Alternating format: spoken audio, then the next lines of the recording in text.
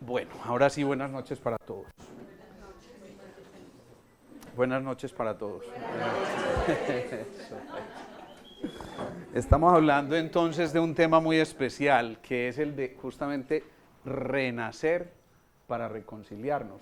Y decir renacer significa entonces tener como la pilita puesta, porque si no, un buenas noches suena como a cuando una paciente llega a mi consultorio y me dice, cuando yo le pregunto, ¿cómo estás?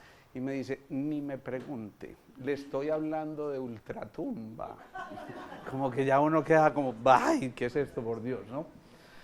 A veces hablar de renacer implica renunciar al orgullo. Y la verdad es que es difícil ser humilde cuando eres perfecto en todo, ¿no? Cuando realmente logramos vencer esto que para nosotros es un poco complejo, porque eso implica renegociar con el ego, implica renegociar con una serie de paradigmas e informaciones que hemos venido grabando durante muchísimos años y que alguien de un momento a otro quiere desmontarlas, pues evidentemente esto no resulta ser una tarea fácil. Pero si pretendemos hablar de renacer para reinventarnos y para reconciliarnos, es muy importante y posiblemente por eso escogimos en esta época el tema. Se supone que nuestra religión celebra uno de los momentos más importantes, como es ese del nacimiento. Renacer implica entonces muchas cosas que vamos a ir mirando aquí durante esta pequeña charla que hemos preparado para hoy. Lo primero es que empezamos a debatir un poco entre algunos términos. Competencia versus esto, compartencia. Yo no sé si esa palabra exista, la verdad. Pero si no, hoy la acabamos de meter en la Real Epidemia de la Lengua y eso está muy bien, digo, en eso. Así que esa compartencia nos está diciendo a nosotros, vale la pena que esto que hemos adquirido o que vamos adquiriendo, que esas experiencias que cada uno va teniendo realmente sean compartidas. Cuando Carl Jung habla de los arquetipos, él va pasando por una serie de, digamos que de formas de vida, como son el huérfano, el inocente, el buscador, el amante, el guerrero, el bienhechor, el destructor, el constructor, el gobernante, el mago, y termina en el sabio y el bufón.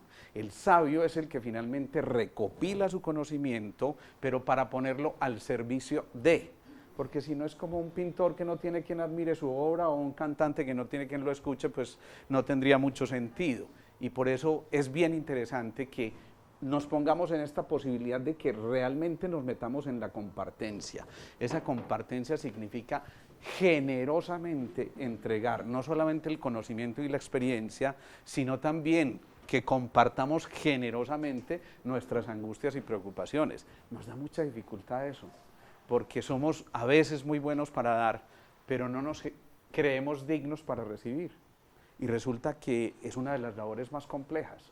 Recibir implica entonces estar atentos para poder decir, tengo derecho a, he sembrado y puedo cosechar, es el momento en que también puedo recibir, y por supuesto eso implica empezar a reconocer las propias limitaciones. Y a veces en las limitaciones nos encasillan con muchas cosas, ¿no? Y el solo hecho de un lenguaje nos va metiendo a nosotros en una serie de comportamientos y conductas que nos van dejando como al margen de muchas cosas que podríamos hacer. Y alguien lo rotula, anteriormente la gente la rotulaban mucho porque iba donde un psiquiatra, porque el concepto era que si yo voy donde el psiquiatra es porque estoy loco, ¿no? Por fortuna ese tipo de manejos ha ido cambiándose y además porque nos enseñan muchas cosas. Alguna vez atendí a un paciente psiquiátrico que me decía, hombre, yo estoy tomando media gota de litio. Media gota de litio. Entonces yo me imaginaba a alguien que parte una gota, yo como que no me daba la imaginación para pensar cómo uno hace para tomarse media gota de litio. Y hombre, doctor, me extraña, muy sencillo. Yo echo una gota en un vaso con agua y me tomo medio vaso. ¿Sí? Y empiezo a entender que es que definitivamente hay muchas versiones de la verdad y que se da uno cuenta de que estas creencias limitadoras, como lo vimos en la charla anterior, nos van encasillando y nos van metiendo en una serie de rubros que definitivamente no nos pertenecen y tampoco tenemos por qué casarnos con eso. Implica también entonces reconocer errores sin juzgar. Alguna vez el par de viejitas aquellas se encuentran y le dice una a la otra, ¿oíste, Tola?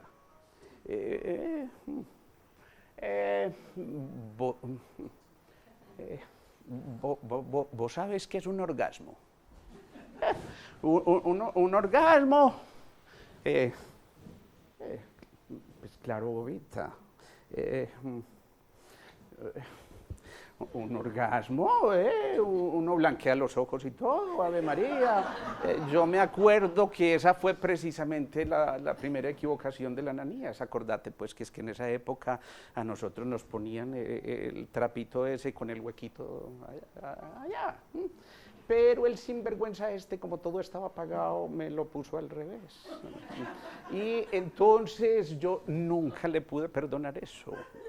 Y ese nunca le pude perdonar implica entonces que si nosotros nos atrevemos a pasar de eso que consideramos por momentos errores y que muchas veces en el tiempo nos van contando, no, esto no es ni tan error, esto hay una cosa que tiene que ocurrir de una manera distinta para que descubramos nuevas maneras de hacerlo. Cuando a Edison le preguntaban cómo hizo para fallar 200 veces antes de fabricar una bombilla, él decía, yo no fallé 200 veces, yo descubrí 200 maneras de no hacer la bombilla, ¿no?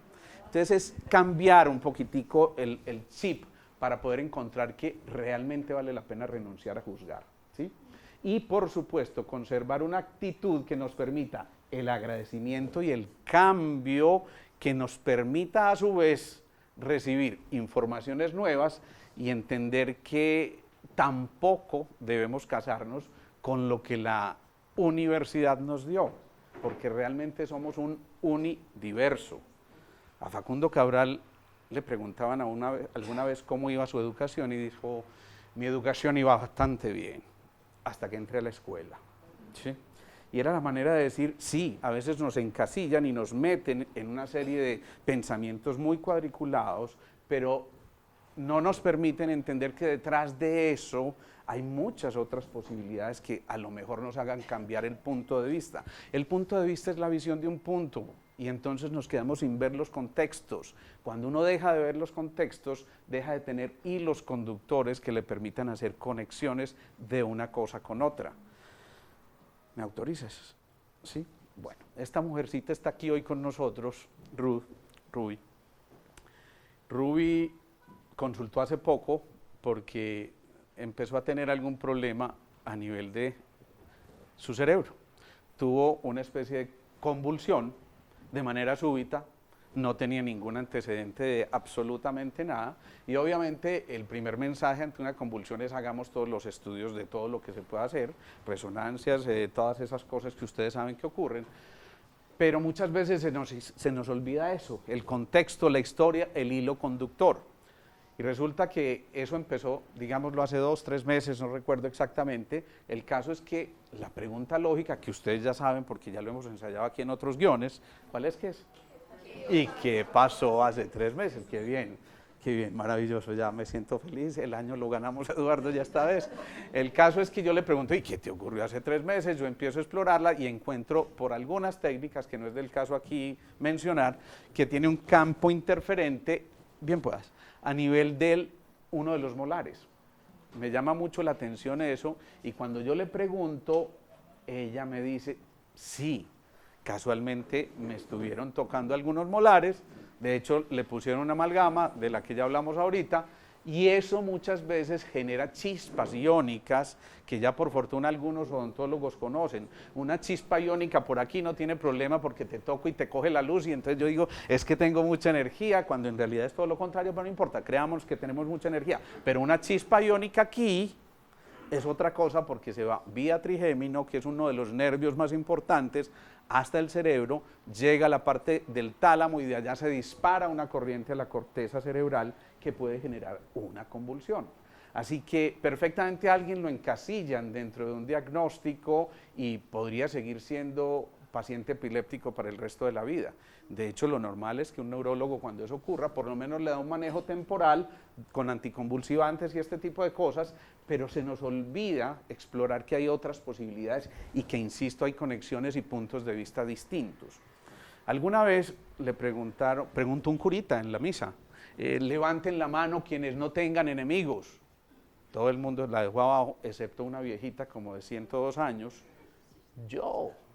Y el curita pregunta, miren, qué ejemplo, 102 años y no tiene enemigos, ustedes mírense cómo están. Y le pregunta a la viejita, ¿y tú por qué no tienes enemigos? Cuéntales cuál es el secreto. Pues ya se murieron todos esos desgraciados, ¿sí? Entonces, insisto, mirar que hay otras posibilidades y que vale la pena empezar a explorar visiones distintas y pasar de esto, de la especialización a la desespecialización.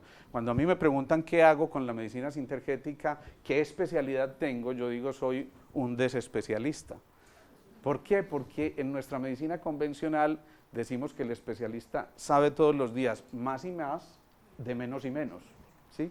Me explico, ya no solamente hay un otorrino, sino un otorrino experto en oído medio, en oído externo, en oído interno, en el nervio óptico, en fin, todas esas cosas. Ya no solamente hay un oftalmólogo, sino que hay un oftalmólogo experto en retina, otro experto en glaucoma, otro experto, sí, y entonces vamos fraccionando, miren la palabra que utilizo, al ser humano como si realmente nosotros fuéramos apenas partes y no entendemos ese concepto de la teoría general de sistemas que dice que somos todo partes. Es decir, que esas partes están perfectamente integradas, generando sistemas para que esos sistemas trabajen al unísono y, por supuesto, dialoguen de una manera adecuada.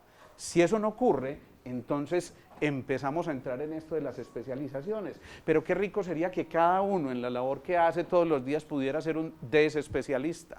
Me explico, si podemos ser desespecialistas, cada uno puede hacer muchas labores que nos permiten a nosotros, sin duda, darnos cuenta de que eso nos va a permitir encontrarnos de maneras muy diferentes y encontrar formas de hacerlo también de manera distinta. De esta forma, entonces, vamos llegando a una cosa que generalmente es una de las creencias limitadoras, y es que podremos a cualquier edad. Cuando vemos unas manos como estas, arrugadas por los años, con toda la experiencia inscrita en eso, generalmente lo primero que hacemos es desechar esa información. ¿Por qué? Porque pues es que ya estás viejito, ya siquiera te jubilaste, ya siquiera, cuando en realidad culturas que nos llevan un poquito más de camino, nos dicen, no, todo lo contrario, hay que aprovechar mucho estas experiencias para poder lograr que en lo que ellos ya vivieron no estemos condenados a repetirla. Es decir, que alguien nos cuenta de una manera distinta la historia, pero a partir de la experiencia para que nosotros la enriquezcamos con nuestra propia experiencia y entonces al final vayan surgiendo informaciones completamente novedosas que nos permiten estar cambiando en octavas de información. Cuando yo hablo de una octava de información, acuérdense, el piano tiene 7 escalas normalmente, do, re, mi, fa, sol, la, si, do empieza la segunda órbita, digamos, esa segunda escala, y así sucesivamente. Pero en la medida en que nos vamos moviendo en espiral y no de manera circular como en un carrusel, porque ahí nos quedamos dando vueltas a lo mismo, que es lo que suele ocurrirnos, sino que vamos elevándonos poco a poco, nos vamos acercando a la conquista de la conciencia que nos va a permitir empezar a entender que vale la pena en cualquier momento recibir consejos y enseñanzas.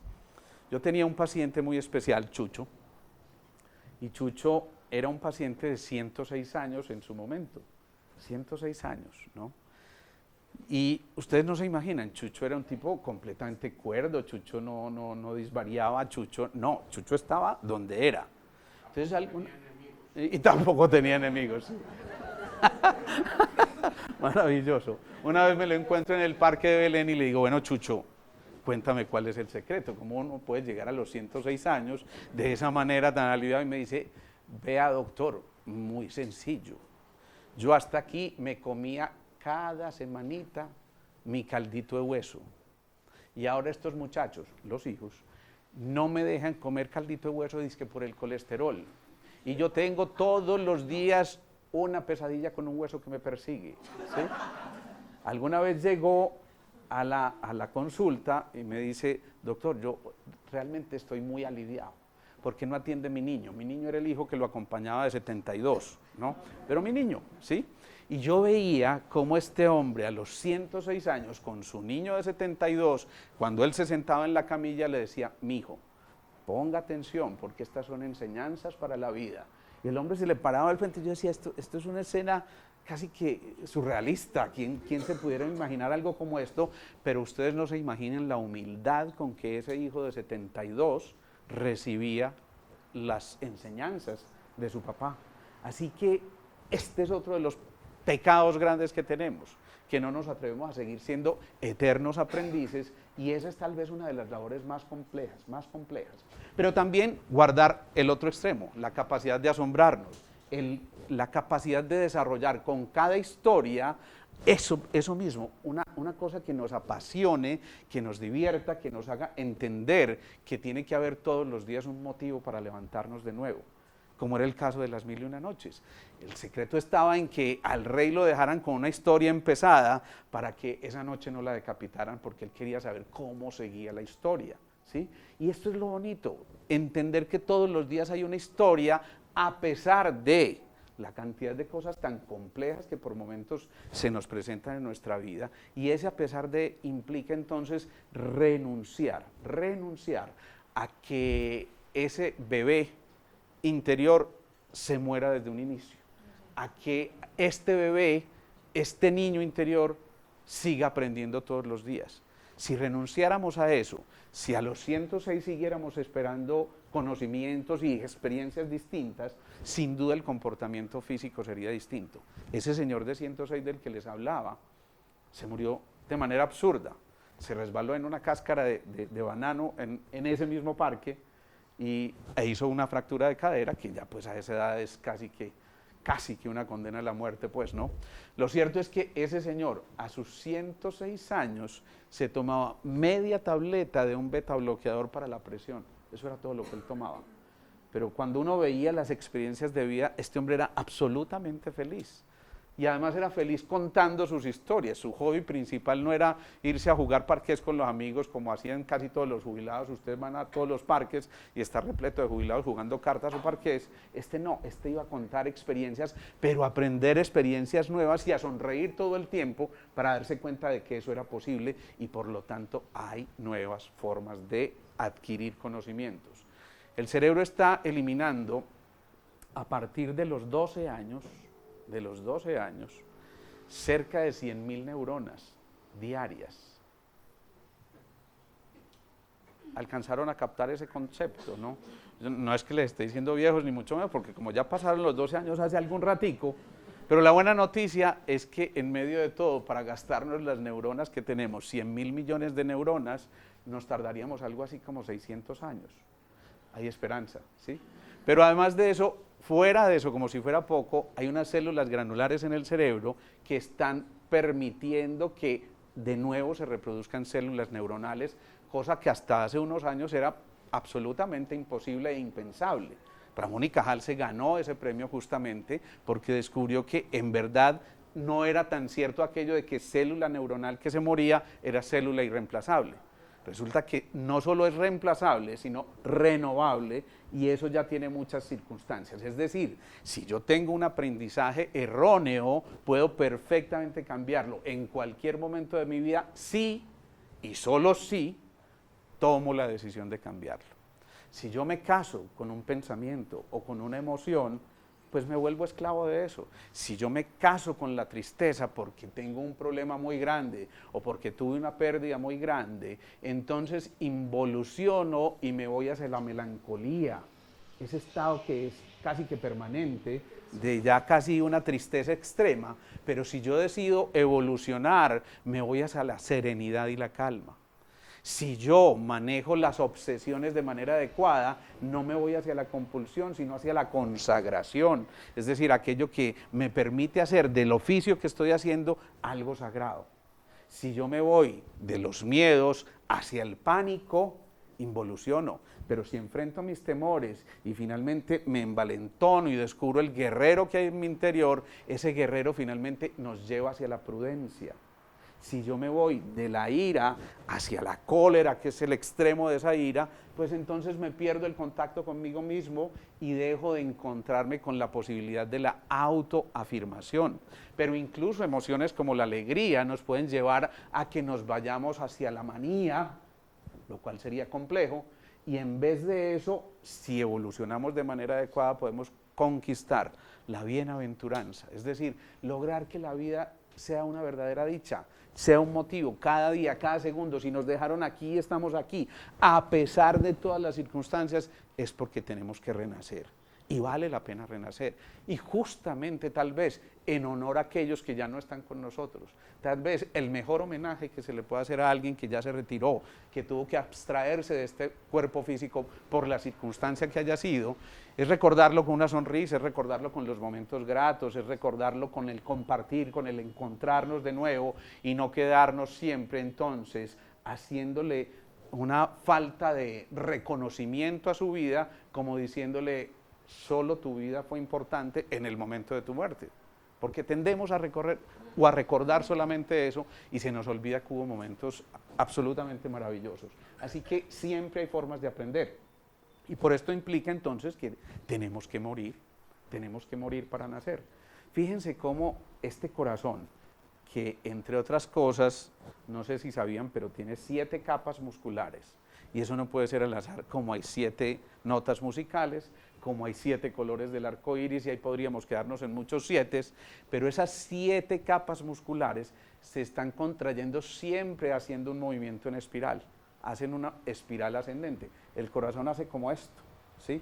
No hace simplemente como nos enseñaron que era esto, no, hace un movimiento en espiral ascendente que nos permite precisamente ir en la búsqueda de los centros superiores hacia la conquista de la conciencia. Pero si nos quedamos en que el corazón se rompió porque me dejaste y mi vida ya no vale la pena, ya de ahí para allá, ¿qué cuentos? Es que, o como le dice Carlos Mario a Cristina, Cristina, usted a mí me deja y yo prácticamente ya dejo de ser yo tendría que enamorarme de mí mismo y entonces de pronto tendría descendencia, ¿no? Y entonces, ¿qué pasa? Que nos vamos quedando en esas cosas que nos evitan renacer. Miren, Viktor Frankl es el autor de un libro que yo les recomiendo muchísimo, El hombre en búsqueda de sentido.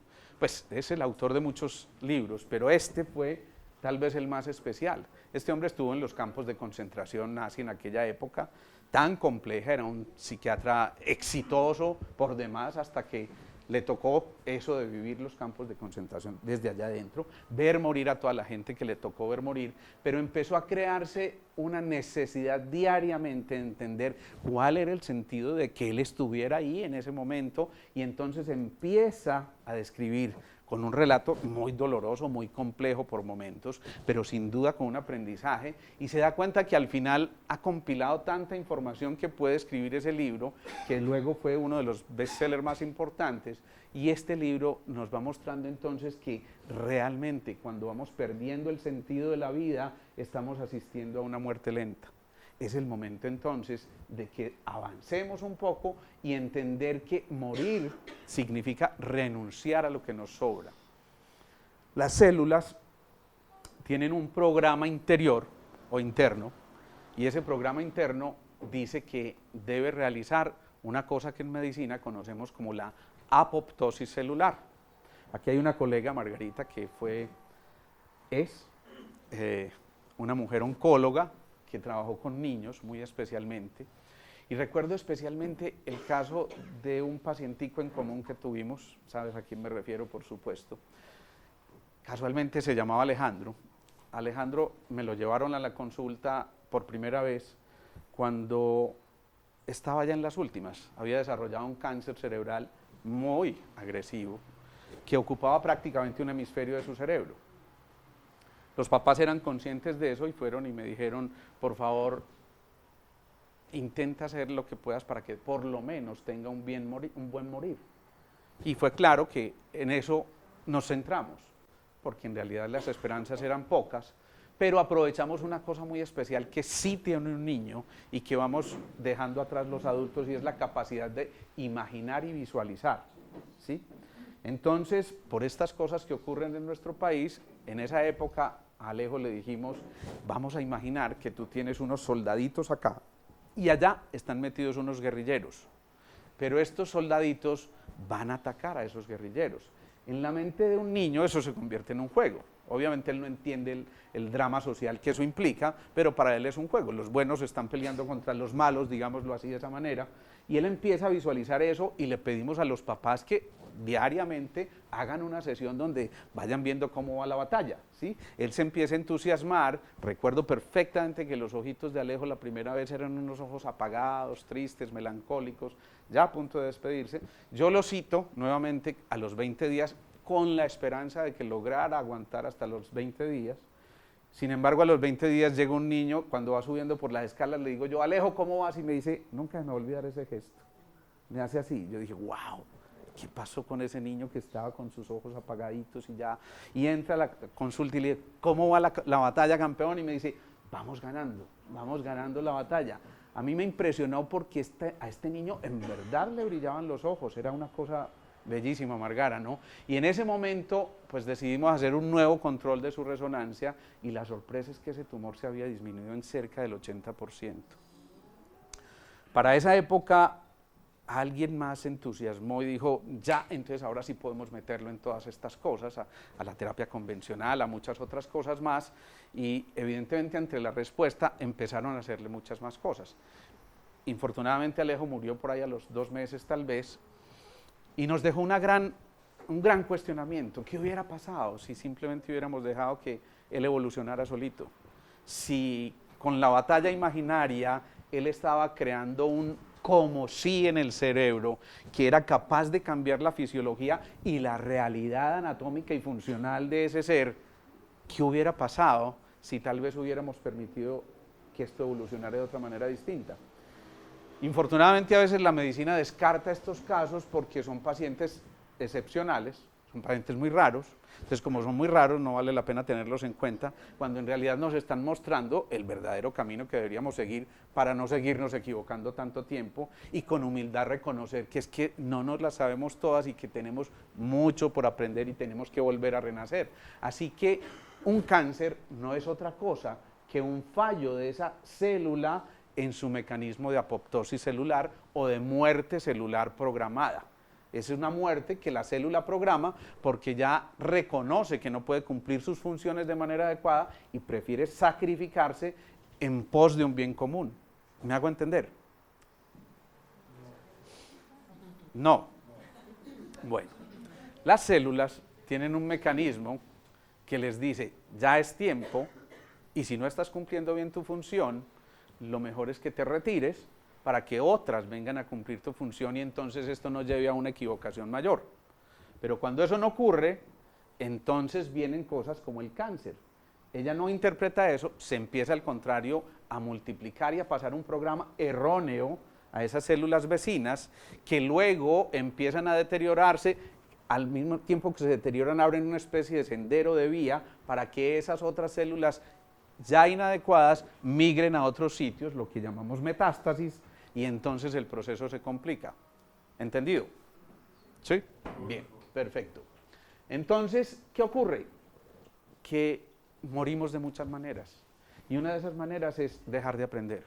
Si conserváramos el eterno aprendiz, si nos diéramos cuenta de que con cada movimiento, con cada experiencia tenemos un aprendizaje más que una queja, más que algo que sufrimos en este valle de lágrimas, ea pues señora, ¿sí? Si nosotros lográramos darnos cuenta de que esto es perfectamente posible, entonces podríamos también sentirnos deliciosamente ignorantes. Y yo digo, siempre pasamos por 4 facetas. Al principio, ignoramos que ignoramos. Y eso de por sí ya es muy grave. Pero después avanzamos mucho en nuestra evolución y ya sabemos que ignoramos. Entonces, humildemente reconocemos, pero después el problema es que llega a la otra fase y es que sabemos que sabemos.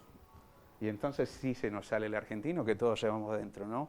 Porque como es a todos no lo sabemos, y entonces resulta que la vida nos da una cachetada y otra y nos dice que tenemos a veces que olvidar lo que sabemos para darle espacio a que haya nuevas experiencias por vivir.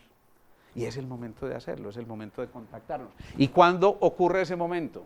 Pues en este instante, en este presente, en este aquí y ahora, a pesar de que por momentos sea una experiencia dolorosa. Generalmente el dolor, cuando es manejado de manera adecuada desde el aprendiz, se transmuta en amor.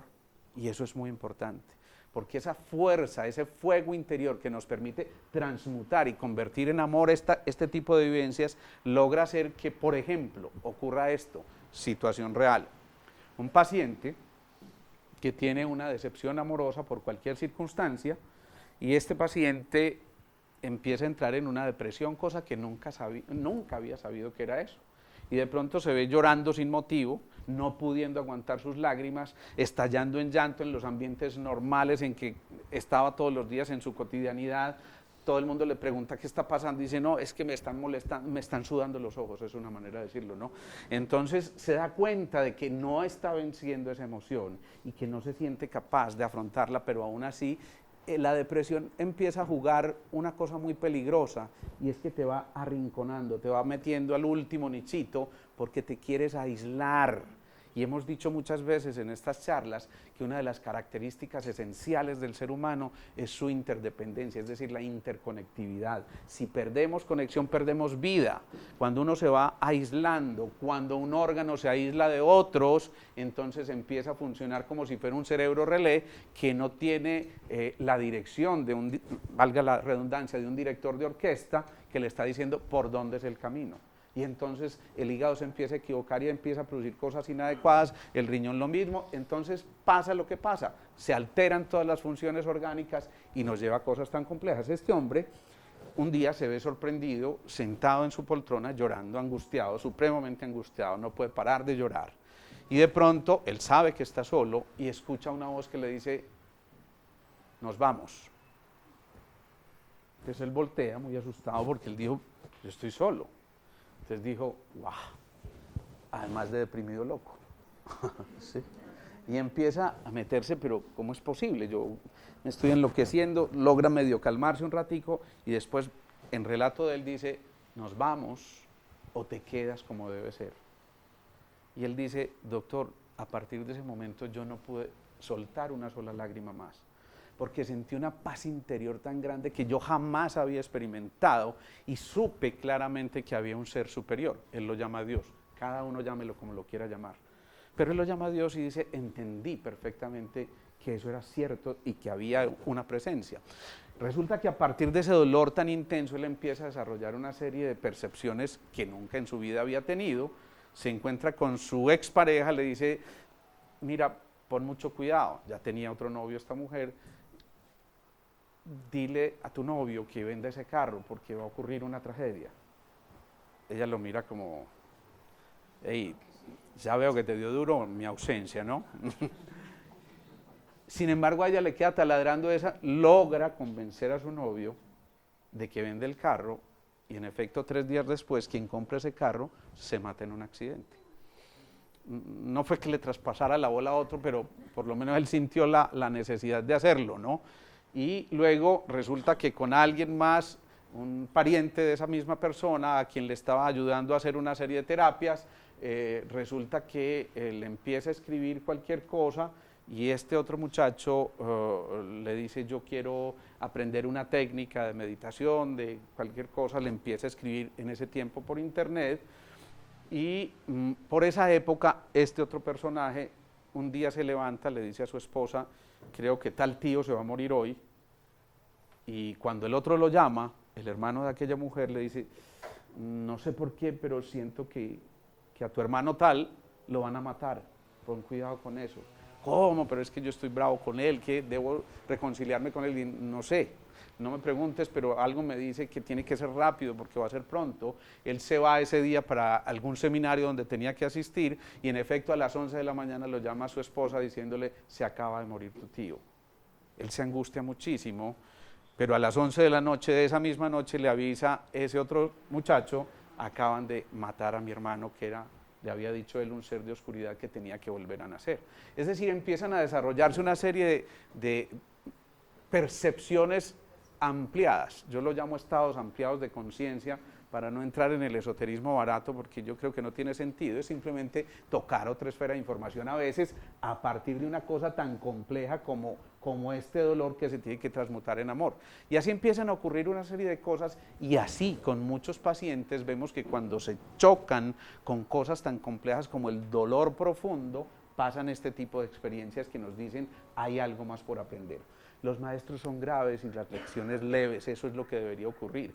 En la medida en que vamos avanzando en el aprendizaje, pasamos de la materia a la energía, a la información y sobre todo al desarrollo de la conciencia. Y desarrollar la conciencia implica entonces estar, insisto, en esa octava superior que nos permita ir ligeros de equipaje, ir soltando lo que realmente no es esencial.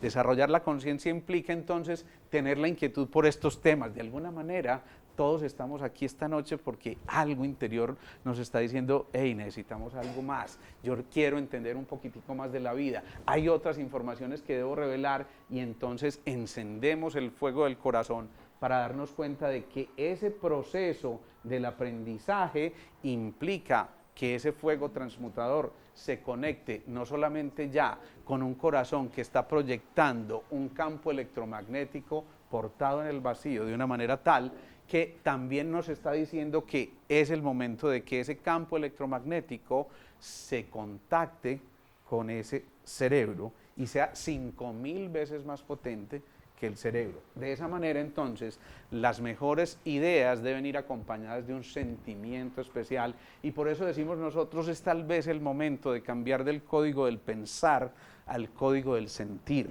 No solamente quedarnos en el raciocinio medio analítico y medio hemisferio izquierdo únicamente, sino complementar esa visión para darnos cuenta que podemos avanzar y aprender para emprender. Esto que está haciendo esta mariposita no es otra cosa que el contactarse con todo su entorno de una manera por demás respetuosa para empezar entonces a alimentar sus sueños y poder luego volar, como lo vamos a ver al final, y entender entonces que ese aprendiz de todo, ojo, debe ser maestro de nada.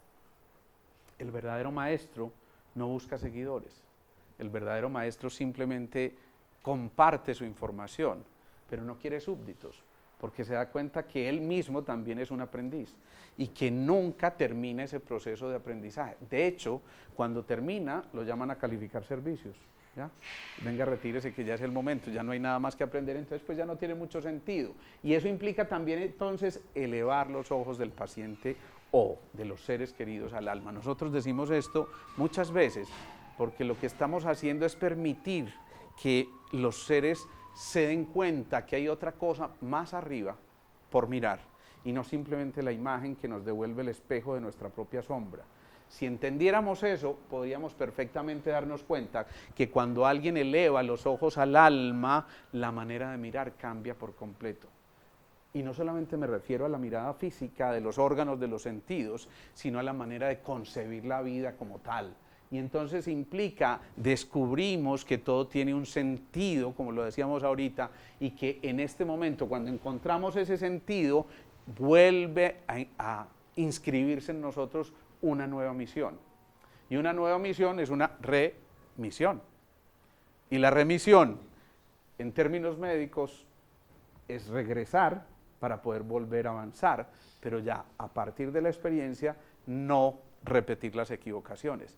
Eso es bien interesante, porque cuando el cuerpo descubre eso, puede generar cosas como las siguientes. Miren, este es un paciente que murió hace unos 3 meses, pero a quien yo empecé a ver hace 20 años. Era un paciente con una insuficiencia cardíaca muy grande, pero además de eso con lo que en medicina se llama una fracción de eyección del 15%. Es la capacidad de bombeo que tiene ese corazón, 15%, ustedes se imaginan, eso es casi que incompatible con la vida. A él le dijeron, o te operas, te haces un trasplante cardíaco, o no tienes más de 6 meses de vida. Él llega a mi consultorio y me dice, bueno, yo vengo porque me han hablado de ti y yo quiero que me ayudes, me pasa esto y no me voy a hacer trasplante, hazme tú lo que puedas. Yo lo miré y casi le acelero la muerte porque como le ocurre ponerme semejante cosa a mí, 15%, y yo decía, acuérdense que hay un mantra muy poderoso, yo lo pronuncié en ese momento, ese mantra dice, Ayama, ¿no? Cuando yo pronuncié ese mantra, yo dije, amá, ¿yo a quién voy a llamar aquí? No. Él me dice, no, hágame lo que quiera, yo me hago responsable. Para resumirles el cuento, este hombre murió, como les digo, hace 3 meses después de haber vivido 19 años largos más, casi 20 años más. Además de muy buena calidad, además son unos años en los que él verdaderamente se encontró, hasta que empezó a encontrar discusiones políticas de todo esto que estamos viviendo y él no pudo aceptar eso. Créanme que a mí me llegaba a decirme, vea, yo sé que a usted lo invitan mucho a algunas de estas reuniones y cosas políticas, si de pronto lo invitan a una reunión con tal candidato, me invita, yo lo mato. Y yo lo miraba y me reí, hice lo mismo que ustedes, porque pues claro, además era un tipo bien formado, un ejecutivo, fue uno de los mejores ejecutivos de muchas empresas, es decir, alguien de verdad con una formación y un intelecto perfectamente desarrollado, y él me repetía, no, doctor, es que es de verdad. Recuerde, rebobine esta historia. Usted me atendió hace 19 años y me dijo, vamos a intentar, y a mí me daban 6 meses de vida. Ya yo he vivido 19 años extras. Yo sé que si yo lo mato, pues a mí me matan, pero yo ya viví 19 años extras y le hago un favor a 48 millones de colombianos. Ese era su pensamiento. Pero empieza a entrar en ese conflicto después de haber sido un tipo supremamente espiritual. Y cuando empieza a entrar ese conflicto, ese corazón empieza a arrugarse un poquito. Y ya no encuentra razones para seguir bombeando. Él llegó a aumentar su fracción de eyección hasta cerca de un 65%. Y uno dice, pero ¿cómo es posible? Es que un corazón, es que ya las fibras están vencidas. Y entonces, ¿qué es? Y uno se pregunta, ¿dónde está la conciencia que hace que ese corazoncito siga latiendo, pero además cada vez con más fuerza, hasta el momento en que entra en esa discusión? Y entonces eso implica que muchas veces nos pegamos de lo no esencial, no elevamos los ojos al alma y nos quedamos en la pequeña discusión que toca al ego, y el ego es enemigo número 1 del espíritu. Y eso implica entonces que dejamos de conectarnos con lo que nos conmueve y lo que nos genere esto, inquietudes. Un niño siempre está moviéndose, siempre está queriendo aprender de cada situación, siempre está viendo de una manera distinta las cosas, y ese niño está creando inquietudes continuamente, pero esas inquietudes son el motorcito para al otro día crear otra inquietud, además con mi mejor amigo, ¿sí? Porque el niño discute y a los 5 minutos ya otra vez es mi mejor amigo, el adulto, ¿cierto? Bueno. Conectarnos con eso entonces implica, como decía Facundo Cabral, lo leo textualmente, basta a los hábitos que te destruyen, a las cosas que te encadenen, al miedo que le daste. Si solamente tuviéramos cosas como estas en cuenta, entonces qué distinta sería esta actitud, y seguramente que de nosotros depende, y vuelvo e insisto, es una decisión. El problema es que las decisiones las tomamos nosotros por la convicción que tenemos de hacerlo y no porque un decreto lo diga. Es decir, que finalmente esa decisión se toma de manera individual. Alguna vez vi un abogado prestante de 40 y tantos años en esa época, y este hombre a mí me impactó mucho porque cuando lo estaba examinando y abrí su boca vi que estaba completamente perforado su paladar duro, eso y además el tabique, eso ustedes saben que ocurre mucho en pacientes cocainómanos, pero verdaderos cocainómanos que logran incluso perforar. Y este hombre, a pesar de ser un abogado brillante, estaba completamente en la ruina, queriendo de hecho averiguar cuál era el método más adecuado para quitarse la vida, ¿no? Y en efecto, con esa intención llega a nuestra consulta. Obviamente mi labor no es esa, entonces mi labor consiste en cambiarle un poquito la mirada, y resulta que me dice, y para acabar de ajustar, acabo de dejar embarazada a una muchacha con la que vengo saliendo hace 3 meses. Acabas de dejar embarazada a esa muchacha y te quieres quitar la vida, ¿y no crees que esto tenga alguna razón de ser? ¿Qué razón de ser va a tener eso, doctor? No sé qué, yo no quería niños en mi vida, qué pereza, esto no era conmigo. Y así lo vamos llevando poco a poco, y resulta que los 3 meses se van convirtiendo en 6, y hasta que a los 9 nace esa bebé absolutamente preciosa, él va a regañadientes a acompañar a esta mujer al momento de su parto y dice, doctor, yo no sé qué me ocurrió a mí. Yo cargué a esa niña e inmediatamente supe que yo tenía que cambiar mi vida. Y entonces tomé la decisión, miren las palabras que él dice, tomé la decisión de que mi vida comienza acá y de que ese nacimiento de esa niña es también mi renacimiento. Y algo parecido me ocurre con, bueno, ese hombre dejó de consumir, hoy en día por fortuna eso es historia, pero algo parecido ocurrió con un nuevo paciente. Esta es una mujer que llega, ojo a esto, a sus 51 años a mi consulta, 51 años, quejándose de que tiene molestias para tragar y no sé, siento un sabor maluco, tengo como algo que me indispone y que no me permite, bueno, yo le mando cualquier antiácido, me da mucha impresión que cuando estoy testando con unos filtros que utilizamos nosotros, me reacciona una cosa que se llama la beta-HCG, eso en cristiano es hormona coriónica gonadotrófica, que es una hormona que no se produce sino durante el embarazo, pero 51 años, ¿no? Oye, ¿tú qué? No, yo nada. ¿Cuánto tiene tu hija menor? 16 años. Bueno, yo no me quedo, es decir, me quedo callado, pues esto es un error, claro. Pero a los 15 o 20 días regresa y me dice, yo sigo igual, yo me sigo sintiendo con mucho malestar, estoy teniendo mucho reflujo, a veces me dan náuseas, vuelvo y testo y vuelve y me aparece el bendito filtrico y le digo, oye, ¿por qué no te haces una prueba de embarazo? Sí. Ella salió furiosa de la consulta, claro, tiró la puerta, ¿cómo te ocurre, Alejandro? Mi hija menor tiene 16 años, yo tengo 51, ¿cómo te ocurre? Pues ni modo, y salió furiosa. Pero a los 8 días seguía tan mal que decía, bueno, vamos a hacer esa prueba.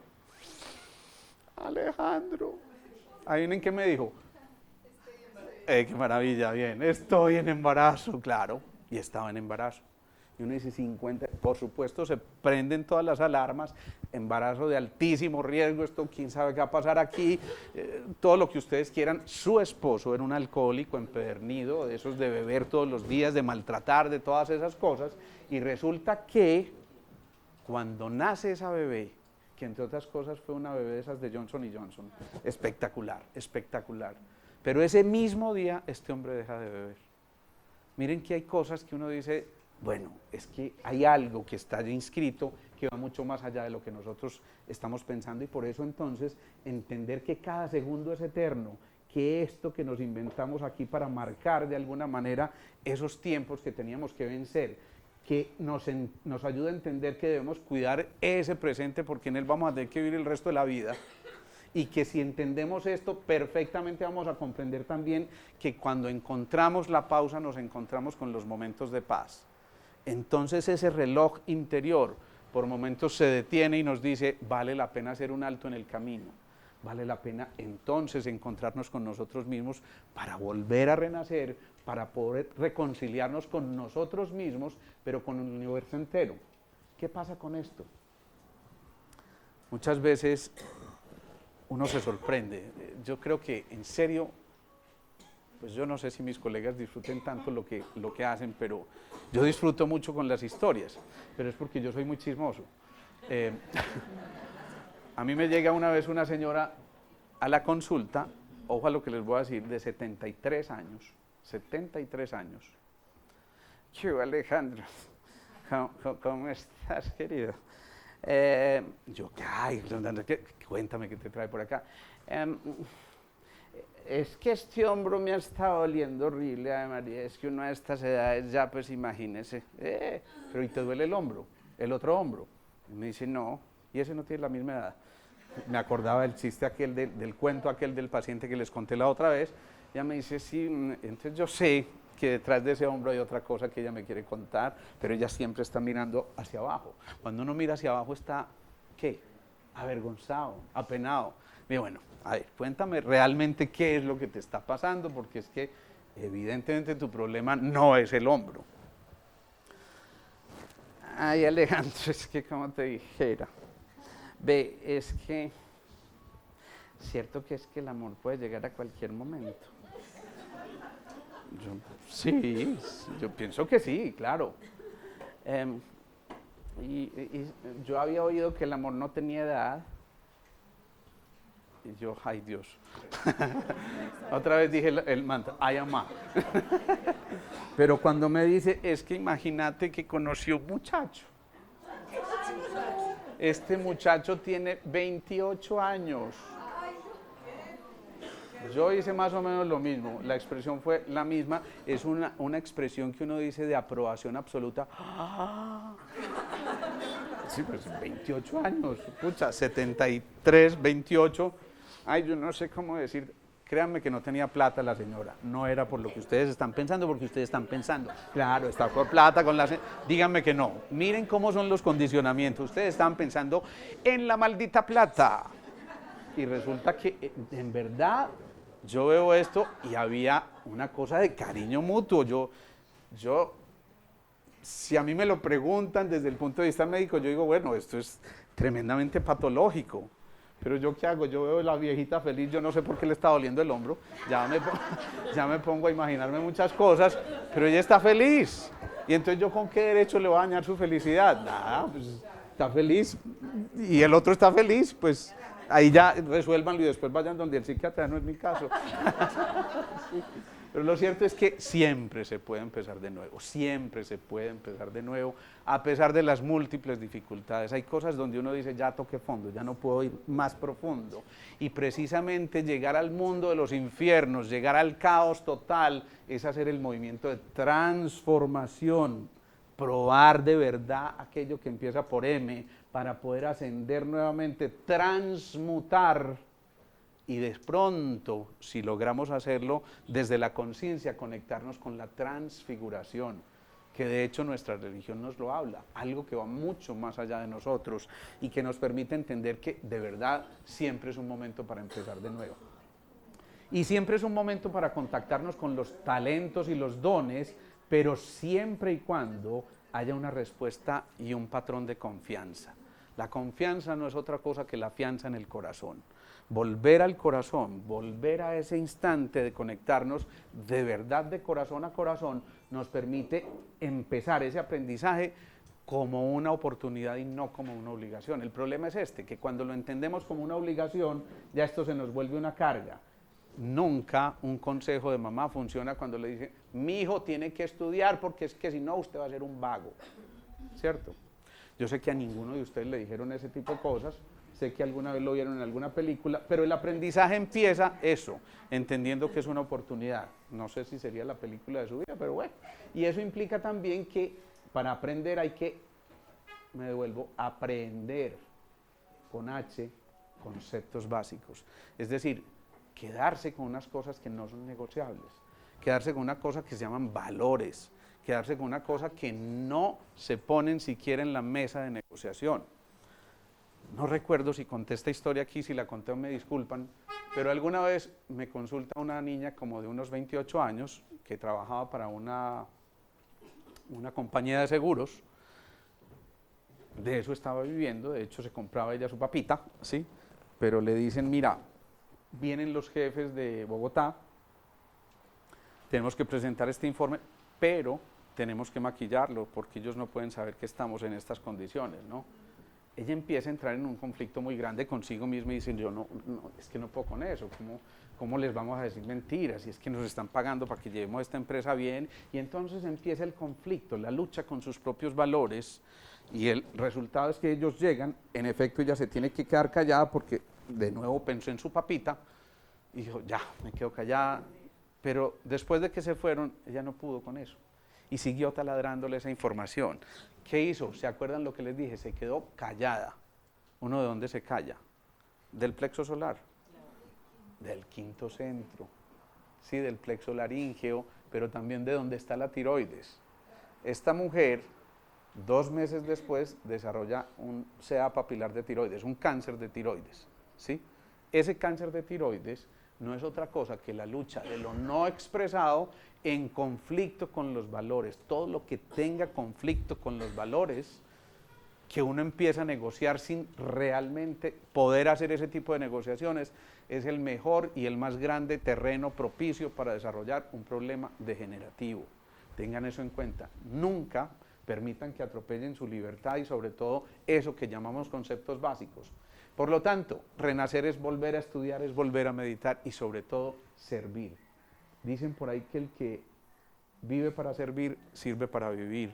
Y eso no se debe quedar solamente en palabrerías. Esto implica entonces que nosotros podamos refinar habilidades para poder encontrarnos con inteligencias múltiples, sumar esas inteligencias múltiples y poder avanzar hacia otra cosa superior que es la creatividad.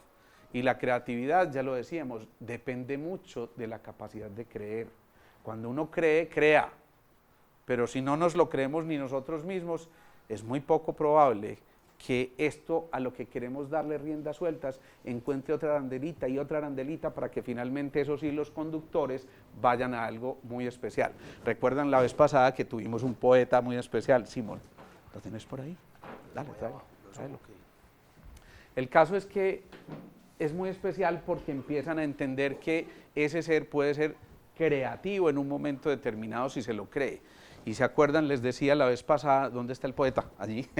Le pusimos 4 palabras y entonces con 4 palabras crea una poesía en un segundo. Simplemente porque hace hilos conductores distintos y perfectamente puede entender que hay caminos distintos donde uno observa y mira con otros ojos.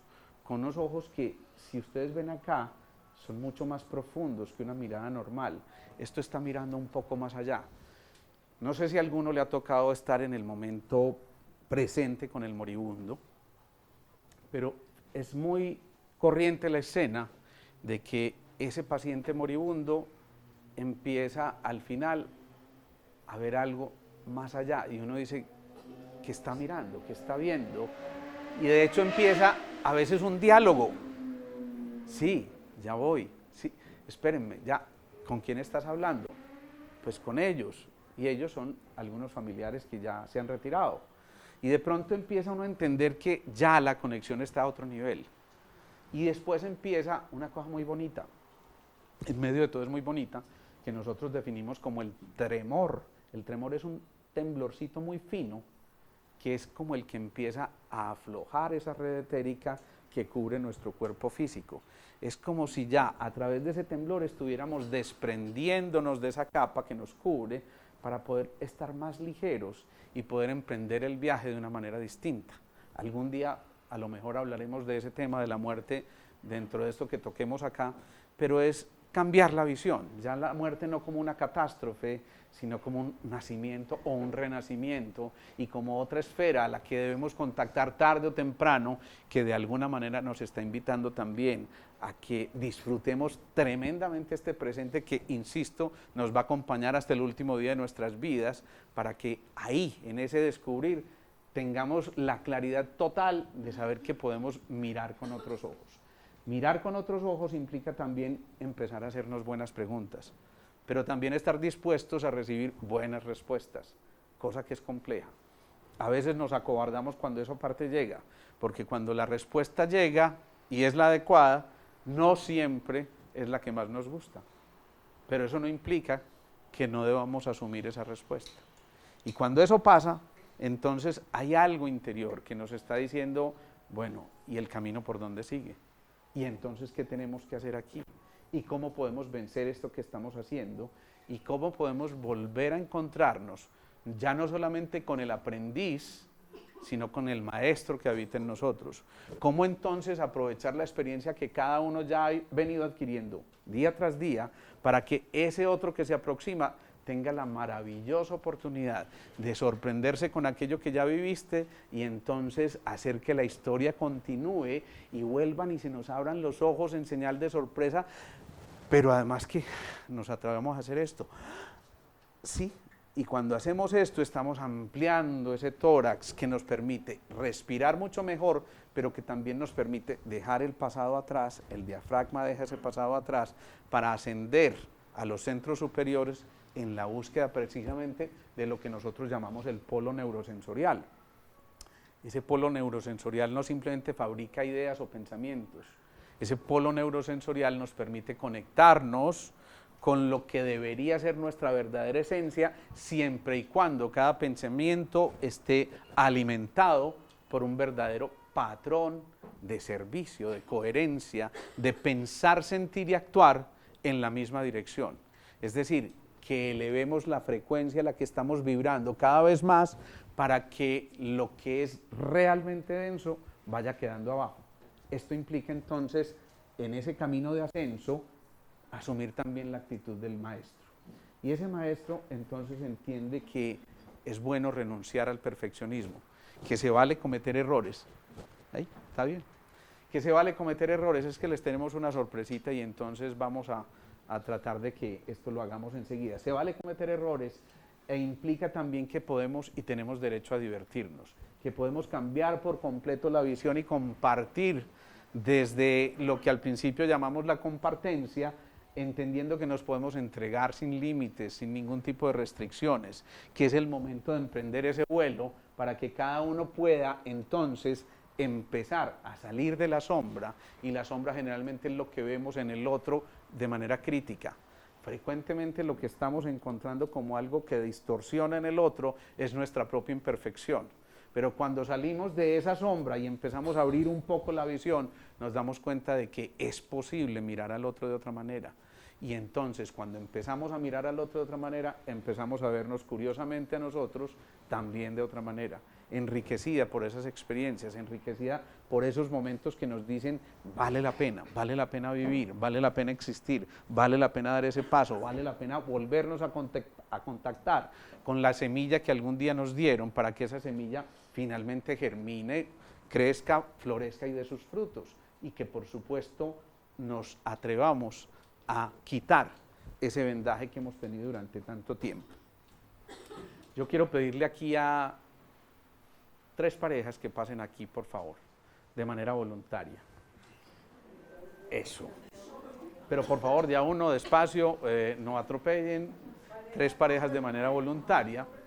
Hombre, no, puede ser hombre y mujer, o puede ser, ¿cómo es que le decía la reina? Mujer con mujer, bueno, eso, todo eso.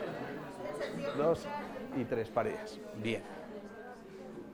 Y entonces vamos a hacer una cosa muy especial, en la que uno de ustedes va a hacer o va a vendar al otro, ¿sí? Tú vas a vendar a Juan, tú vas a vendar a Ángela y tú vas a vendar a... ¿Tú a quién vas a vendar? A Mónica. Bien, la vas a vendar. Nati.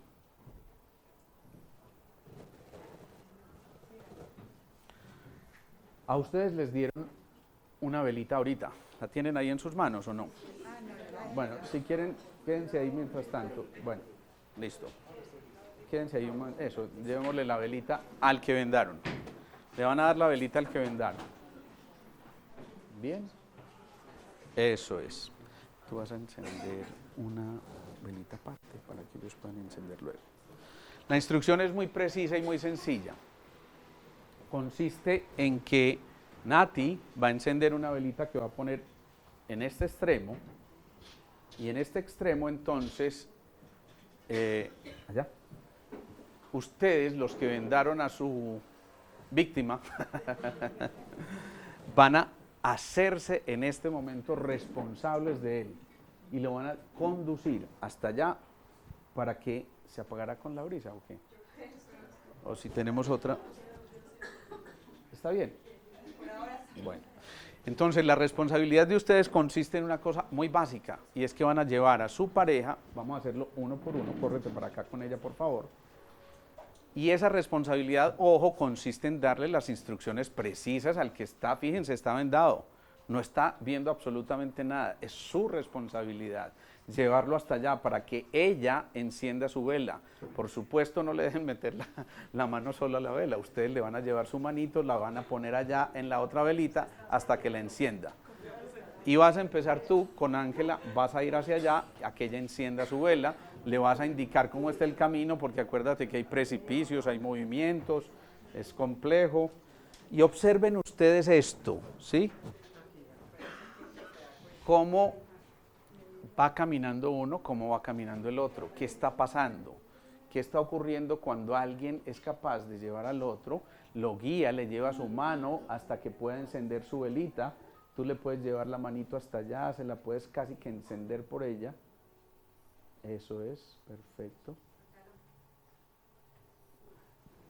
Tú dejas esta manito por aquí. Ojo, porque se apagó. Porque también tienes derecho en ese momento, préndela con el fosforito. Tienes derecho en ese momento a que recibas instrucciones muy precisas.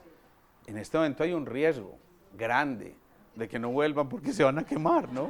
Entonces, el riesgo debe disminuir gracias a una instrucción perfectamente precisa en este instante, que va a hacer que no se apague, eso es. Y tú, que estás vendada, vas a hacer un ejercicio muy especial. Mentalmente vas a decirte, yo, a partir de este momento, decido morir a eso que tengo que morir y voy a renacer. Y cuando te quiten la venda, vas a mirar la luz como una oportunidad maravillosa que tienes en este instante de volver a recuperar a través de esa luz esa manera diferente de ver tu realidad. Ahora tú le quitas la venda, ¿ya pensaste? ¿Ya decidiste? Perfecto, le quitas su venda, ella mira su luz y hace un compromiso solemne con ella. No es con nadie, es con ella misma. Y apaga su velita. Bien. Retírense allí un momentico y vamos a repetir la misma escena. Ojo con esto. Esta escena va acompañada de una dificultad un poquito mayor, ¿sí? Y entonces alguien tiene la responsabilidad de guiarlo y vamos a oír las instrucciones que le va a dar. Y te pido que lo hagas en voz alta, ¿sí? Entonces tú, ¿me recuerdas tu nombre? Beatriz. Beatriz, vas a llevar a Juan y lo vas a llevar, está bajo tu responsabilidad. Y no debe ocurrir ninguna cosa extra, digámoslo así, porque se nos daña el showcito. Vamos. Bueno, Max, vamos a subir el pie derecho. Pues esta gradita, espera que yo me conduzco el pie. Espera, que vamos a subir la otra. Y vamos a caminar así recto. ¿Listo? Te digo cuando puedes parar. Ahí está bien. Listo. Ahora me das tu mano y sientas. Quieres un poco para encenderlo. Me llevas a la ventana. Espérate que te van a encender. Listo, ya quedó encendida la vela. No la toques. Yo la tapo. Listo. Juan, ahora tú tienes que morir a algo en este instante, decides morir a alguna cosa que implique que tú quieras dejar atrás para que empieces a entender que hay otros significados y hay otras posibilidades. Y cuando hayas decidido, entonces le pides a tu compañera que retire la venda para que puedas ver la luz nuevamente.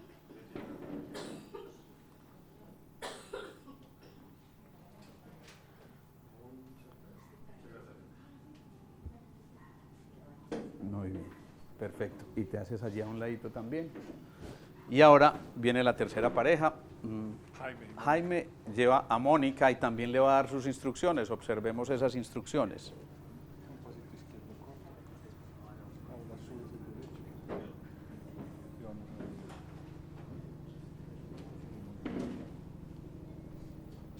Observen muy bien todos esos movimientos que se dan mientras se hace el ejercicio, porque ahora van a terminar ustedes la charla.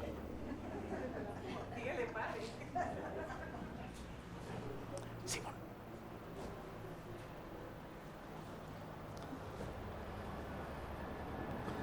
Vamos a empezar con Te sigo queriendo, como el primer día, ¿lo tienes ahí?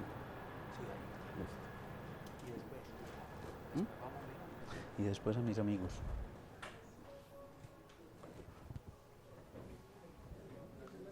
Bien, entonces de nuevo, Mónica, tú vas a meditar, vas a pensar, vas a consultar apenas en estos segundos con tu interior y te vas a decir a qué quieres morir, a qué quieres renunciar, qué no quieres seguir cargando, qué quieres dejar atrás y por qué quieres ir ligera de equipaje. Cuando hayas definido eso, le pides a Jaime que retire de nuevo tu venda.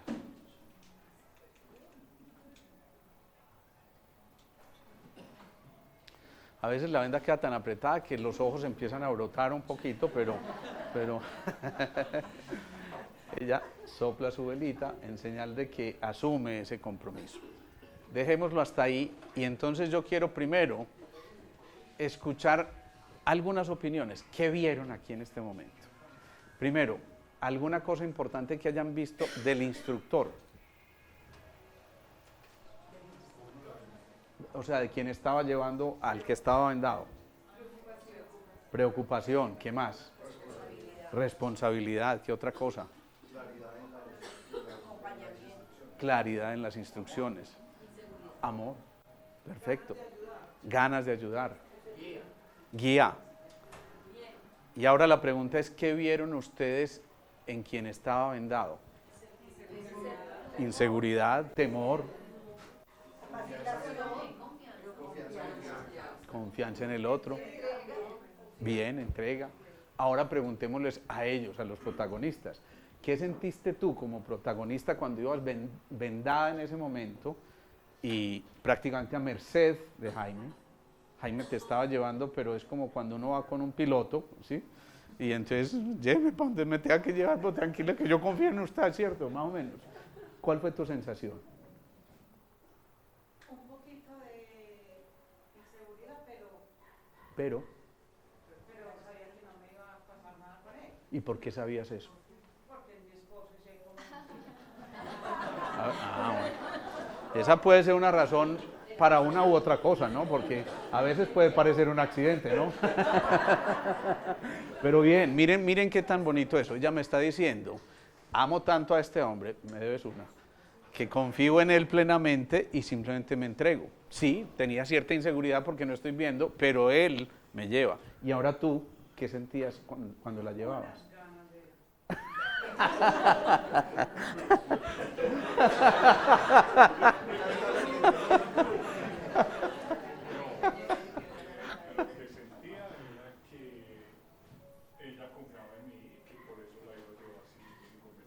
Bien. ¿Y tú también confiabas en ti? Bien, perfecto. Muchas gracias a ustedes. Ahora Juan y Beatriz. Beatriz, ¿qué sentiste cuando la llevabas, cuando lo llevabas? O sea, él te transmitió su tranquilidad. Miren que esto es muy bonito. Miren que esto es muy bonito. En realidad eso lo debería decir él, pero lo está diciendo quien lo está llevando porque él, quien está vendado, le transmite su confianza. ¿Y tú qué sentiste, Juan? Algo muy bacano sentido, muy diferente a lo de Perfecto. Cuando yo me levanto, el pie que sube en la escala principal, eso sentí que me quiera cuidar. Eso es. Es espectacular esto de que quiero cuidar, confía en mí, sé quién eres, ha estado muy 32 años. Perfecto. Miren qué cosa tan absolutamente elemental la que acabamos de hacer. Cuéntanos. Yo sentí mucha confianza, mucha tranquilidad. ¿Y tú? ¿Dónde está tu guía? Ah, aquí estás. Yo sentí, pues, somos primos, ¿no? Yo sentí responsabilidad en ese momento, amor y que la tenía que cuidar. ¿Tuviste temor en algún momento? Temor, no. Ujú. Ni siquiera pánico escénico, nada de esas cosas. Aquí todos resultaban artistas, es una maravilla. Bien. Alguien le ayudó a subir el piecito a alguien, ¿se acuerda? Eso. Y entonces cuando hicieron eso, fíjense lo que está implicando. No es solamente el despertar al otro a la luz, sino que yo también despierto a la luz cuando asumo lo que me corresponde. Cuando uno asume lo que le corresponde, está contactándose con ese ser humano que habita ahí. Y eso es muy especial. Todos ustedes ahora tienen una velita. Y vamos a hacer un ejercicio muy bonito, Nati. Y es que Nati les va a encender la velita a quienes están aquí en los extremos. Y ahora la conducta consiste en que tú le enciendas a ella y así sucesivamente. Esto no debería tardar más de 2 minutos, así que hagámoslo rápidamente. Por favor tengan prudencia y cuidado porque de todas formas, a pesar de que se supone que no resbala muy fácil, pues estemos pendientes de que no haya alguna quemadura o algo.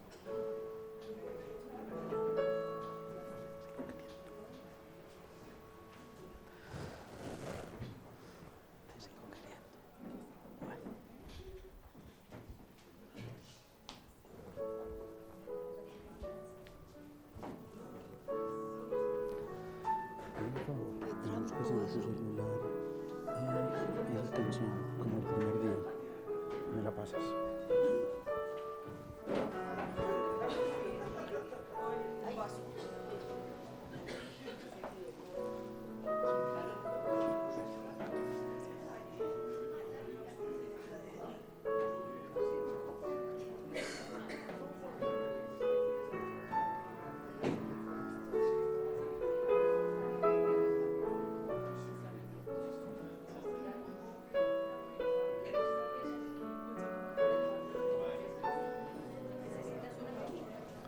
Eso, ayúdale Luchi para que agilicemos un poquito, ¿sí? ¿Alguien falta por encender su vela? Allí, Nati.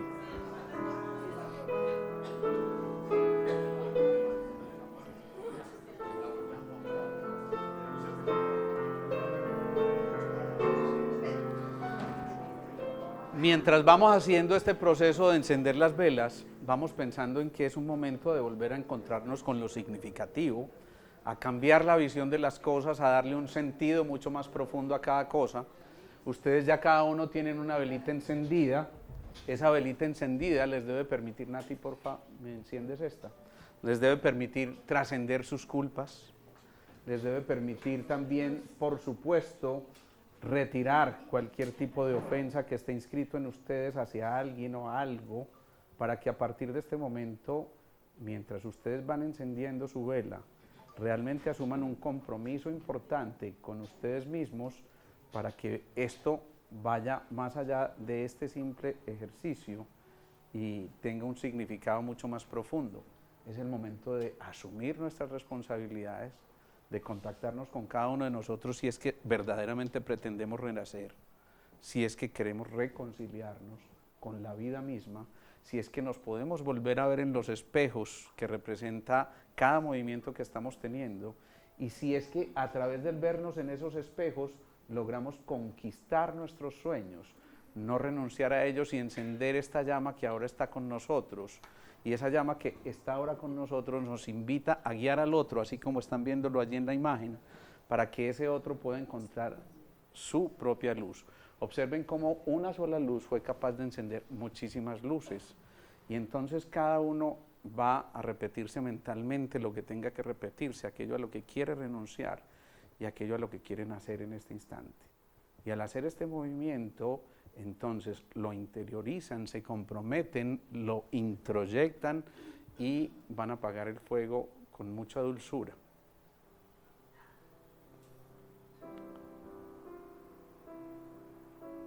Y mientras tanto, quienes estén con su pareja van a decirle al otro, y si están solos se van a decir a sí mismos algo muy especial que van a querer compartir con ellos en este instante o con ustedes mismos, para decirse: es perfectamente posible que volvamos a ser lo que en algún momento fuimos y a lo que tenemos derecho en este momento. Y entonces nos vamos a decir: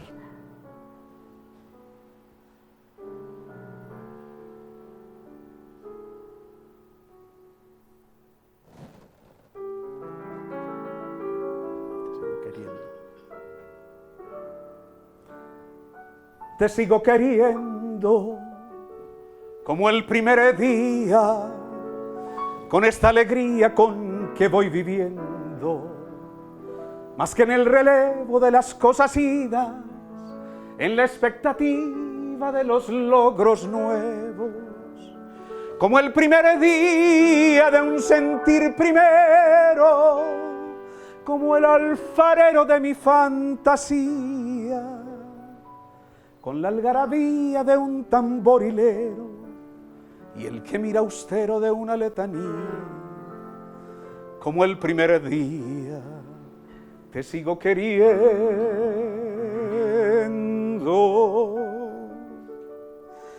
te sigo queriendo, valga la osadía, con la garantía de mis pobres sueños, es decir, empeños, porque todavía vive el alma mía de seguir creyendo.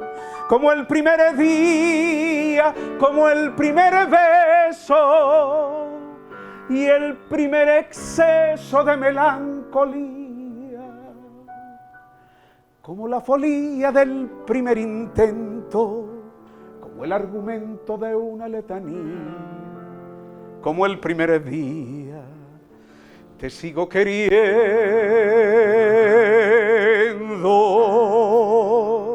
te sigo queriendo, si no lo diría, sé que no podría con mis sentimientos, lo que llevo adentro se convertiría en una jauría de remordimientos, como el primer día eres el velero, la estrella y el viento de mi travesía, mi filosofía, mi apasionamiento, mi mejor acento, mi soberanía, como el primer día, te sigo queriendo.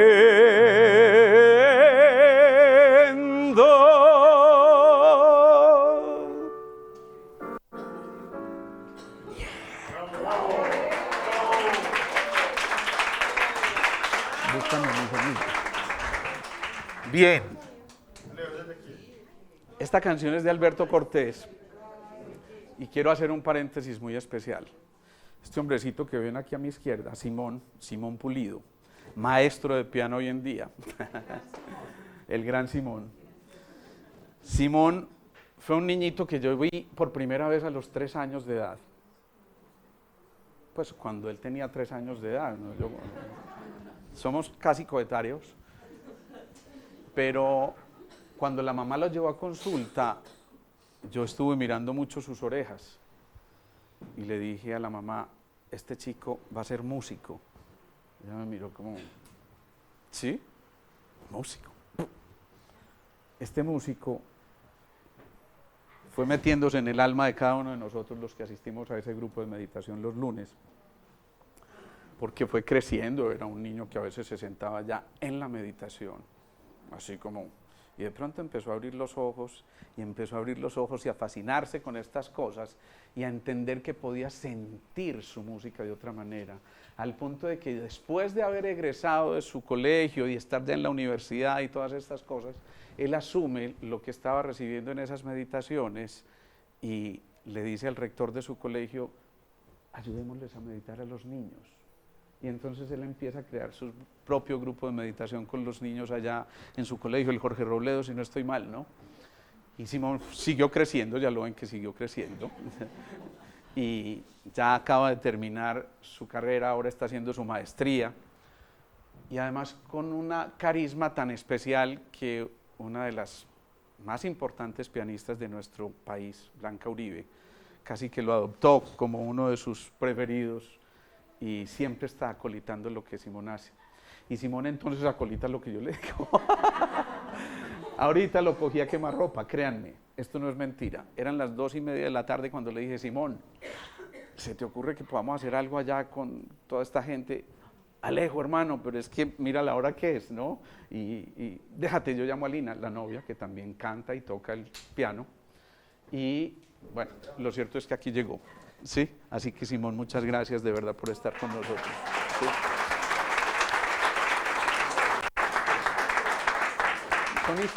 Son historias que nos invitan de verdad a redescubrirnos, a entender que tenemos que pasar, si queremos renacer de esa posición de la víctima, a la proactividad, a hacernos dueños de nuestras acciones y sin duda entender que hay cabida para el perdón y la compasión. Cuando esto ocurre, cambia por completo también el comportamiento de nuestro cuerpo, empezamos a trabajar esos procesos de desapego, resultamos conectándonos con la asertividad de una manera tal que nos permite a nosotros volver a conectar ese corazón en esa frecuencia, de corazón a corazón, y ya nos comunicamos de una manera distinta para aceptar al otro tal como es, y no simplemente pretendiendo moldearlo a nuestro antojo, para volver a redescubrir en la soledad una oportunidad maravillosa para que el ave fénix que ha de surgir en un momento determinado nos diga a nosotros: vale la pena que todo aquello que no es esencial ahora se queme por completo, y de las cenizas surja esa ave que se va hacia Heliópolis a decirle a todas estas personas que era el momento de iluminarse de nuevo, de generar ese fuego interior con toda la fuerza de la resiliencia, entendiendo que siempre ese maestrico que empezó, ese veterano, fue alguna vez esto. Este fui yo cuando nací, no sé por qué nunca me creen, pero lo cierto es que en algún momento hubo un embrión, ese huevito fue dando origen a esto que empezó a alimentarse de los cloroplastos, de las hojas, allí donde precisamente se acumula la luz, como diciéndonos y recordándonos: somos semillas de luz que fueron plantadas para que precisamente nos ilumináramos y en el camino nos convirtiéramos en eso, en larvas, miserables larvas, que después tuvieron la oportunidad de hacer ese movimiento de la transformación y transmutación, ascender y crear esto, las orugas. Esto tan hermoso que nos enseñó también que había casi que un arte en el momento de crecer, este momento que pasó a través de la pupa, la crisálida, y llegó entonces a permitirnos que empezáramos a desplegar las alas, con un esfuerzo grande que había que hacer, porque si alguien lo hacía por nosotros, nos perdíamos la posibilidad de lograrlo, y entonces en esa posibilidad estaba esto de extender las alas, empezar ese vuelo, empezar a extender las alas con toda la confianza, con todo el colorido, con todo lo que nos permitía contactarnos con la perfección de la naturaleza, para que finalmente diéramos este salto cuántico en el que nos vamos hacia la libertad y encendemos la luz. Y yo quiero terminar entonces este ciclo de charlas, insisto, con el agradecimiento infinito a Simón, con algo que yo les pido que me ayuden a cantar muchos de ustedes, porque sé que conocen esta canción, porque nos recuerda que es el momento en que de verdad nos podemos volver a contactar desde los amigos, desde la esencia de lo que somos. Y por eso también Alberto Cortés interpretaba esta canción diciendo algo así: a mis amigos les adeudo la ternura y las palabras de aliento y el abrazo, el compartir con todos ellos la factura que nos presenta la vida paso a paso. A mis amigos les adeudo la paciencia de tolerarme mis espinas más agudas, los arrebatos del humor, la negligencia, las vanidades, los temores y las dudas. Un barco frágil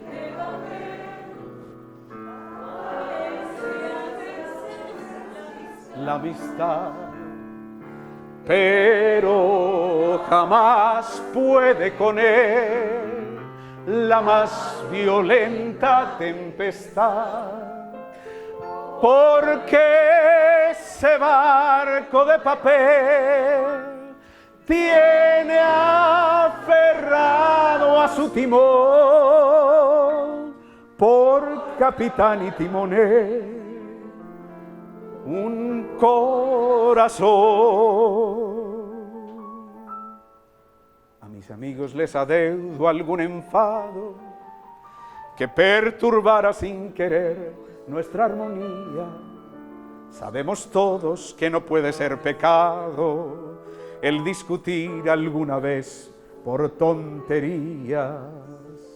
A mis amigos legaré cuando me muera mi devoción en un acorde de guitarra, y entre los versos olvidados de un poema mi pobre alma incorregible de cigarra. Un barco frágil, esto lo tienen que oír en el parque, parece a veces la amistad, pero jamás puede con él la más violenta tempestad, porque ese barco de papel tiene aferrado a su timón por capitán y timonel un corazón. Amigo mío, si esta copla como el viento, a donde quieras escucharla, te reclama, serás plural, porque los exige el sentimiento cuando se lleva a los amigos en el alma.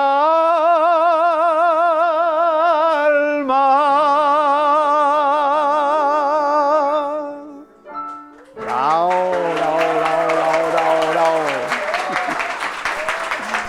En un rincón del alma. Bien. No, ni riesgos, eso sería un irrespeto.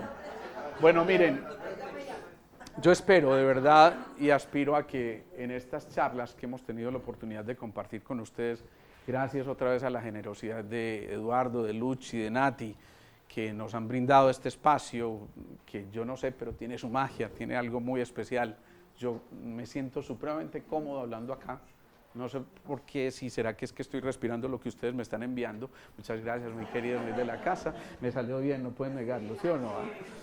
Espero que el próximo año podamos encontrarnos y seguir compartiendo. De verdad que sería muy bonito poderlo hacer. Y que esto que estamos sembrando, que son semillas de conciencia, realmente encuentren ustedes un terreno propicio. Qué bonito sería que pudieran hacer este ejercicio que parece tan simple, pero miren lo significativo que es, con alguien de su familia o con aquel con que tengan en este momento algún tipo de ruptura o con ese ser que necesita despertar esa luz interior. Y por qué no entonces compartir desde esa experiencia la posibilidad de encontrarnos desde los seres que verdaderamente somos, desde la esencia que habita en nosotros, para derrotar la derrota, para poder volver a reconectarnos con la ilusión y la esperanza, para entender que ese mundo mejor que hemos soñado depende de cada uno de nosotros, de lo que estemos inscribiendo en ese lienzo que estamos pintando en el día a día con nuestras experiencias, ese lienzo en blanco que nos regalaron en un momento determinado. Yo quisiera, siendo un poquito conchudo, Simón, que ahora tú nos interpretaras una melodía tuya, muy tuya. ¿Sí? Lo que nos quieras brindar.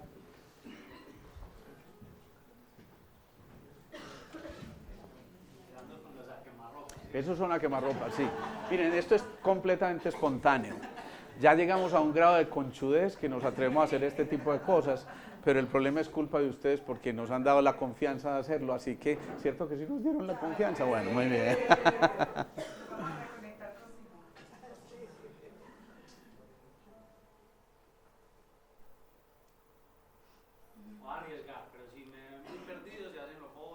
Eso es.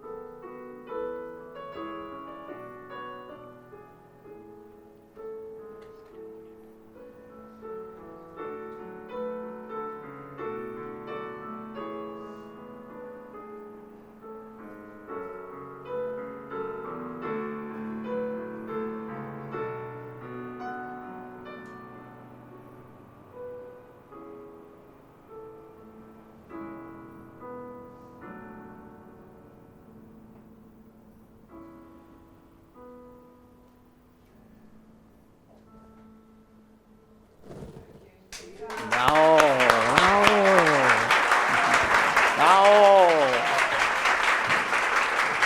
Gracias, vecino.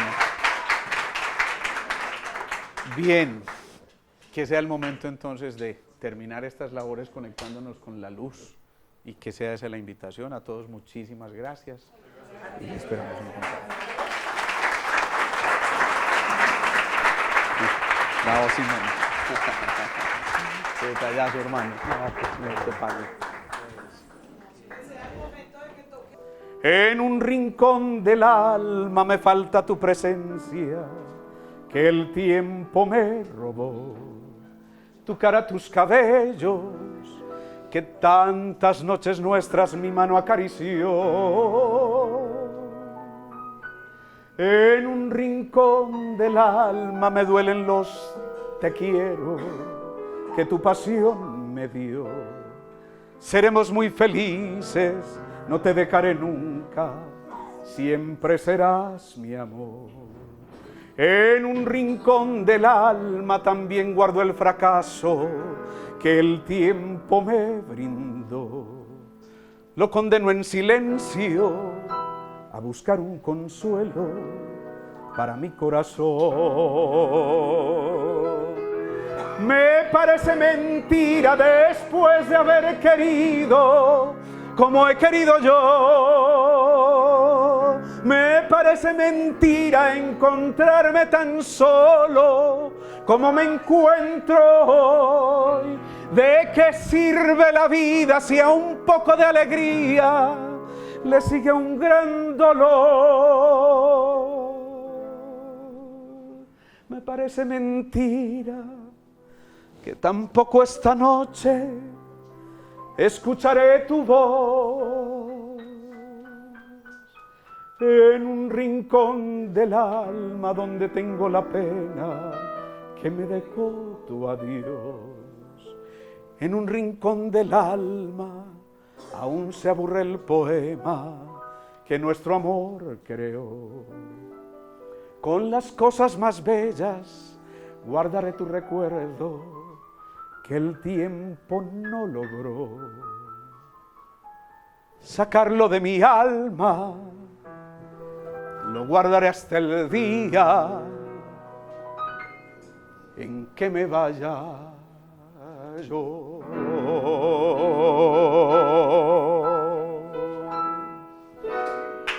Oh. Gracias, Silvia. Bueno, ahora sí, muchas gracias a todos, muchas gracias. Chao, que te vaya muy bien.